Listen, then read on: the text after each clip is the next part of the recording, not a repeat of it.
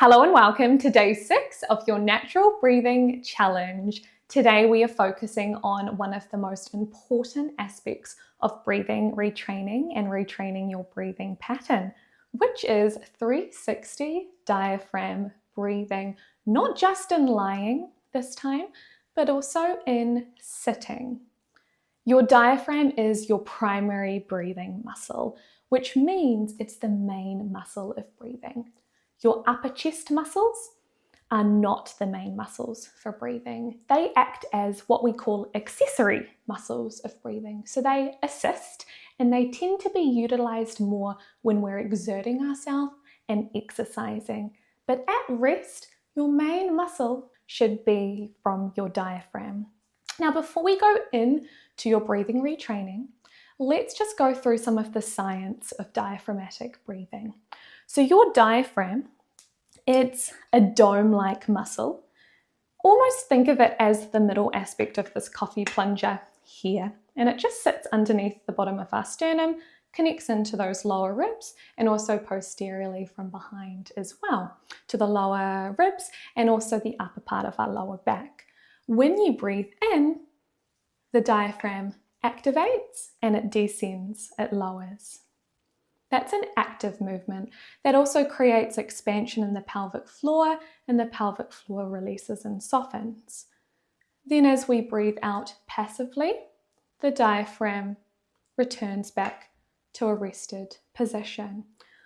Often with diaphragmatic breathing, we're paying attention to belly breathing too much. Now, belly breathing in itself starts to not recruit the full 360 dimensions of the diaphragm because we're just sticking the belly out. 360 diaphragm breathing is acknowledging that your diaphragm muscle, as it activates and expands, it does so in full 360 dimensions of your lower abdomen region and lower rib cage area. And I'm going to break that down step by step to help you out today. The second thing we've got to pay particular attention to help us breathe into our diaphragm is not an excessive focus on the breath in. When we focus too much on the breath in, we start to hyperinflate and expand more pressure and air into our upper chest. This creates a tightness in the diaphragm as it leaves that diaphragm muscle in a slightly contracted position. What we need to also focus on is fully letting the breath go, which allows the diaphragm to return back into its rested position. If we breathe in and we don't breathe out enough and we keep chasing the breath in, it creates biomechanical tension in the upper chest and tightness in the diaphragm muscle. So as much as we'll be focusing on that 360 diaphragmatic breath in on the inhale, we also want to make sure that we're softening and letting go on the exhale so the diaphragm can naturally return back to a rested position, ready for the next expansion. For today, all you will need is somewhere to lie down, a mat, a bed, anything is fine, and optional is a wet pack or a 1 to 2 kg weighted object such as a rice pack or even a book would do the trick.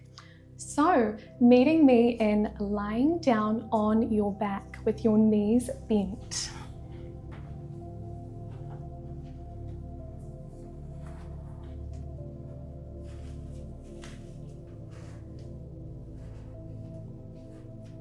Bringing your hands to the sides.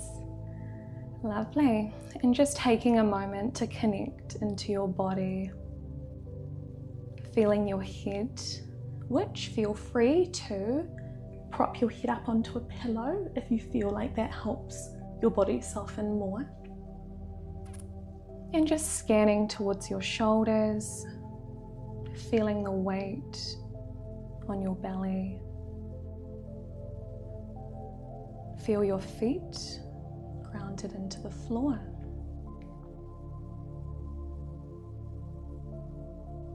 Lovely. Now if you find the wheat pack helpful, you can keep it on your belly. I'm going to pop mine to the side for the next part. And let's all together, whether you've got a wheat pack on your belly or not, we're going to be placing our hands onto the sides of the lower ribs. Lovely. Bringing your tongue into a rested position on the top of the roof of your mouth with a soft closure of the mouth.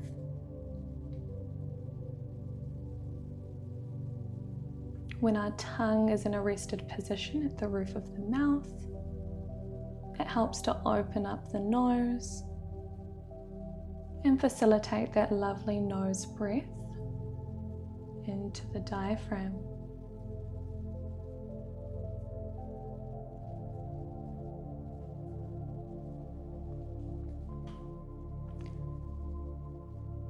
When you're ready, placing one of your hands onto the top of your chest. And just noticing as you breathe what hand is moving. Is it the top hand moving? Is it the diaphragm moving? Or is it a bit of both, where the diaphragm expands and the upper chest expands too?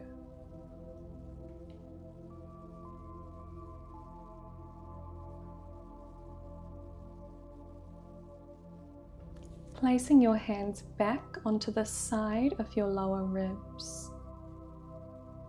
Noticing that lovely C position of your hands on either side of your lower rib cage. Breathing in through the nose. Noticing the breath expanding in to the sides of your hands.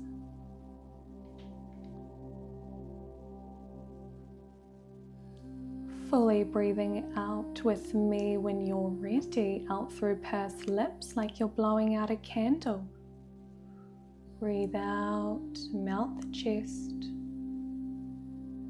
And as you breathe back in, can you focus on expanding in to the sides of your hands and into your lower back.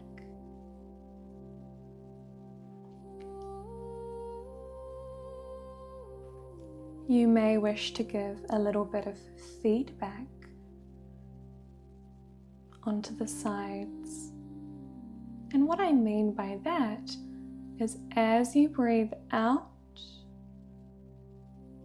pressing in to the sides of your lower ribs, pressing in to the sides of your lower ribs.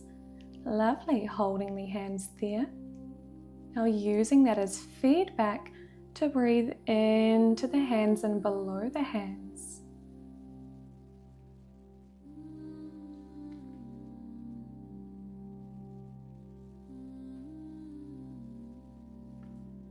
Bringing a wave of relaxation through the body. Remember, we're finding harmony between retraining the breathing pattern and also releasing the muscles in the body. Drawing awareness towards the face, softening the jaw and the eyebrows. Feeling your hands heavy on your belly. Notice your feet grounded into the floor. And then when you're ready, finding that breath out as the belly lets go. And as you breathe in to the sides where your hands are, lovely. You may wish to bring a bit of feedback if you found that helpful, where you press into the sides of your lower ribs. Breathe out fully and melt. And on that next breath in, expanding in to where the hands are and below the hands, into the lower back, into the sides of the obliques, and a little bit into the tummy.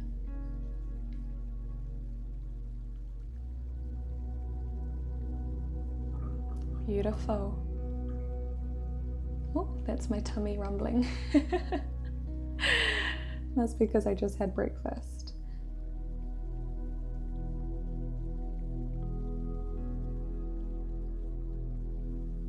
Bringing a scan of relaxation back through the body, feeling your elbows soften and sink into the ground.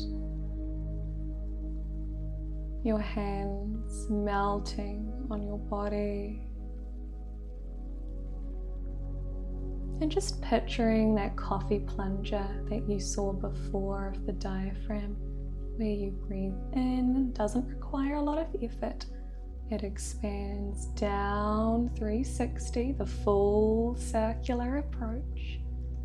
And then it lets go and it passively relaxes back into a rested position.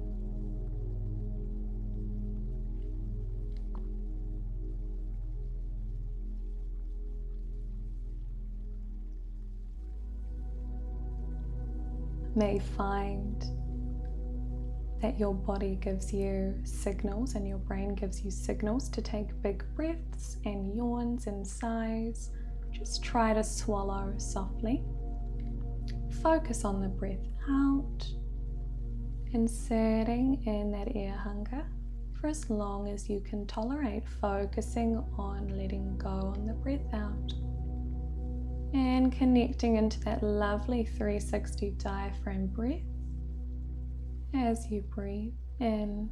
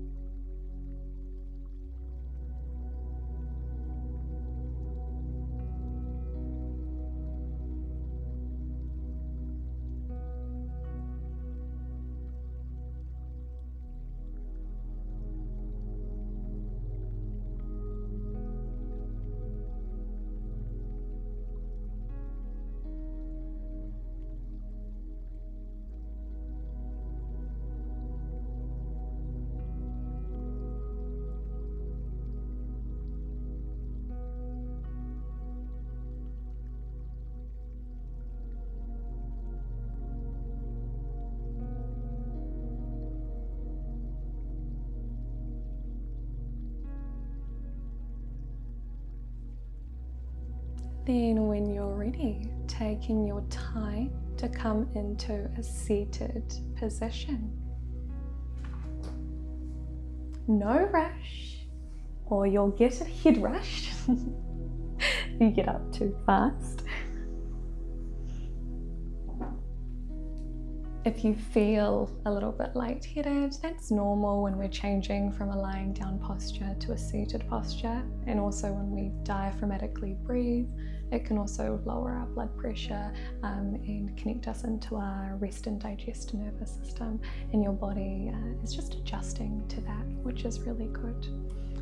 Okay, just to finish up, placing both hands at the sides and back of where your diaphragm is.